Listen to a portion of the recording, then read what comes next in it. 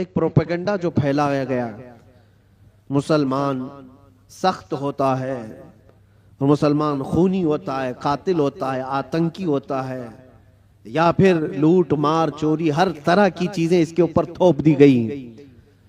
Europe की दुनिया में भी ये बहुत फैलाया गया है ताकि डर के मारे कोई इस्लाम को पढ़ना भी ना चाहे।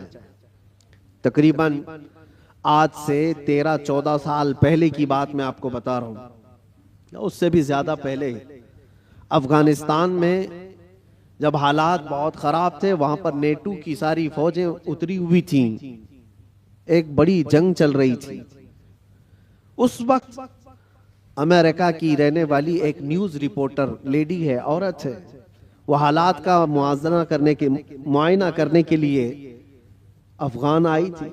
वो कहती है कई दिनों तक मैं अलग अलग इलाकों में जाकर के रिपोर्टिंग करती थी और वापस शाम में अपनी जगह पर आ जाती, अपनी क़यामगाह पर आ जाती। एक बार ऐसा हुआ कि एक इलाके में मैं पहुंची और वहां से तन्हा आ रही थी, तो जो फौजी थे कुछ जो वहां तैनात थे, महीनों से वो जंग के मैदान में उतरे हुए फौजी, लेकिन उस इलाके के फौजी नहीं, नेटो के फौजी, जिसमें तकरीबन 45 कंट्रीज के फौजी थे, यूरोप के सबके।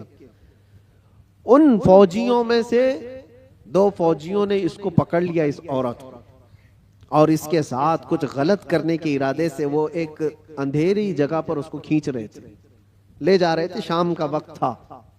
इत्तेफाक ऐसा कि 2 नौजवान मस्जिद की तरफ जा रहे थे, मोमिनीन में से 2 नौजवान वहां से गुजर रहे थे।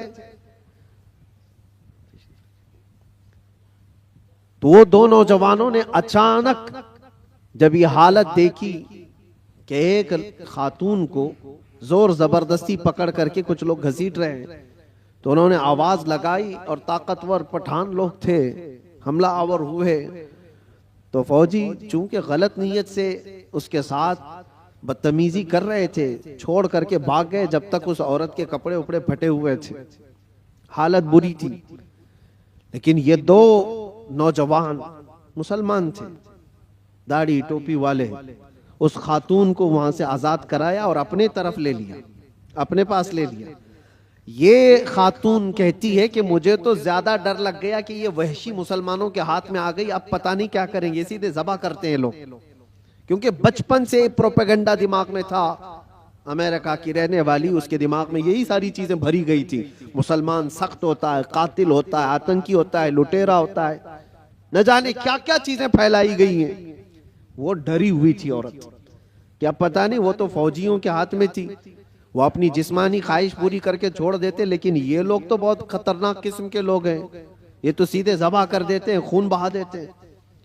डरी सहमी हुई उन 2 नौजवानों के हाथ में तो आ गई, लेकिन वो 2 नौजवान लेकर गए, एक कमरे में इस खातून को बंद कर दिया और ताला लगा दिया, बंद कर दिया। ये डरी थी शायद मेरी मौत का कोई परवाना आने वाला है, या कुछ भी मेरे साथ किया जा सकता है, या हो सकता है मुझे किडनैप करके हमारे मुल्क से कुछ मेरे बदले में मांगने वाले हो। तरह तरह के ख्यालात आ रहे थे। वो न्यूज रिपोर्टर है, कहती रात हुई तो अचानक दरवाजा खुला, और पूरा दरवाजा नहीं खुला, बाहर ही से कोई बड़ी थाल जिसमें खाना पानी सब कुछ था, अंदर उन्होंने ढकेल दिया और कपड़ों का एक जोड़ा भी अंदर पहुंचा दिया, और फिर दरवाजा बंद कर लिया। मुझे जो जरूरत थी वो खाने पीने की थी, कपड़े बदलने की थी, कपड़े फटे हुए थे, मैंने कपड़े भी तब्दील कर लिए, खाना पानी भी हो गया। दूसरे दिन भी बराबर वक्त पर दरवाजा थोड़ा सा खुलता और खाना आ जाता, फिर बंद हो जाता, जो जरूरत की चीज थी। लेकिन कोई जवान अंदर नहीं आ रहा है, कोई जवान अंदर नहीं आता, दरवाजा बाहर से बंद होता है। शाम हो गई, 2 दिन वहां पर उसने गुजारे।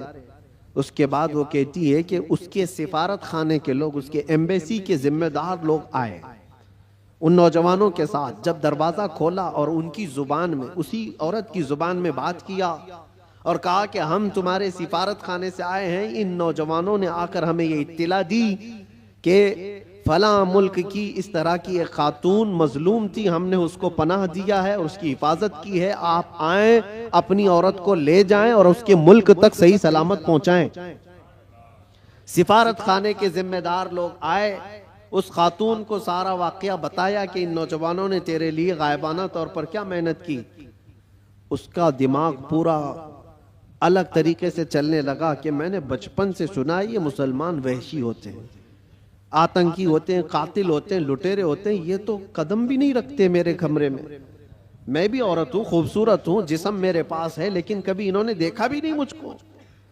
3 दिन उनके पास गुजारी और उसके बाद जब सिफारत खाने के लोग जिम्मेदार आए और उसको आजाद करवाया, वहां से ले जा करके वो उसके वतन तक पहुंचाया। वहां जाने के बाद उस खातून ने जो रिपोर्ट तैयार की, पूरी अपने सफर की रुदात लिखी, सारा सफर लिखा और इस हादसे को भी लिखा और फिर ऐलान किया जो मुझे पढ़ते हैं, जो मुझे सुनते हैं, वो गवाह हो जाएं कि मैं इस्लाम को कबूल करती हूं। इससे बेहतर मेरी इज्जत की हिफाजत मुझे कहीं और नजर नहीं आती। इसलिए कि औरतों की असल हिफाजत और उनकी इज्जतों की देखभाल अल्लाह करीम ने जो फरमाया और उसके नबी रसूल करीम सल्लल्लाहु अलैहि वसल्लम ने जो फरमाया, वो आज भी ईमान वालों के अंदर मौजूद है। नौजवानों, तुम्हारे अखलाक लोगों के लिए रसूल पाक का तर्जुमानी का काम करते हैं, उनके एम्बेसडर हो आप। कितने ऐसे लोग हैं जो हमसे राब्ता करते हैं। मेरे अजीजों, सच बताऊं, जो हमारे दीन में नहीं है वो प्यासे हैं बहुत सारे लोग, मर्द हजरात भी, औरतें भी, लड़के भी और लड़कियां भी। दूर दराज से वो किसी न किसी तरह से कांटेक्ट करने की कोशिश करते हैं कि हमारी रूह बहुत प्यासी है, हमारी रूह बहुत प्यासी है। और हम अपनी रूह की सैराबी ढूंढते ढूंढते उम्र बिता चुके हैं, लेकिन हमने आपके बयान सुने या फिर इस्लाम की ये सारी चीजें देखी हैं तो रूह को सुकून सा नजर आता है, सुकून सा नजर आता है। उन लोगों को जो आत्मा की शांति कहीं नहीं मिलती, मेरा चैलेंज है वो रब्बे जुल जलाल के सजदे में उन्हें सारा सुकून मिल जाएगा। इसलिए कि बनाया हुआ पालनहार हकीकी का ये जिस्म है, अल्लाह का बनाया हुआ ये जिस्म है। और उसी ने कुरान में ये फरमाया, अला बिज़िक्रिल्लाहि तत्मइन्नुल कुलूब, आगाह हो जाओ, अल्लाह के जिक्र में ही तुम्हारे दिलों का सुकून है।